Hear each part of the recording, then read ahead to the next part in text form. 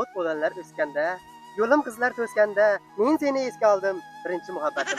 Assalomu alaykum qadrli muxlis. Mana bugun biz Qahramon otaning fermer xo'jaligiga kelganmiz. Qahramon otadan bugun priyomoy intervyu olmoqchimiz. Qahramon otaning ahvoli qanday? Yaxshi yuribdimi, yo'qmi? Bugun shuni bir so'rab ko'ramiz. Qani ketdik. Bova. Ha.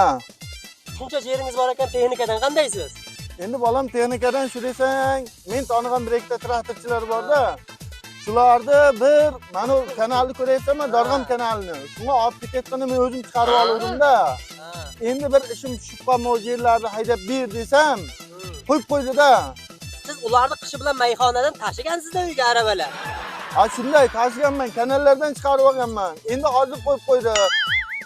Bova. Sizga yana bir ikki savolim bor-da. Yana nechta savolim bor? 250 talar bor-da. Ayta o'tasiz. Monoday bola qilish uchun nima qilish kerak? Bunuday bola qilish uchun yeyish kerak, ishlash kerak, yeyish kerak, ishlash kerak. Ko'proq yeyish kerak. Shunday yeyish kerak. Ha, shunday yesang bo'ladi bola, 70 yoshida yo'q. Oho, bova. Traktorchilarga yana nima maslahat berasiz? Traktorchilarga maslahatim, yer haydasang ko'k hayda, ko'k haydamasang ko'kiga hayda, ko'kiga.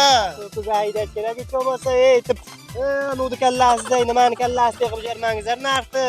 To'lalar.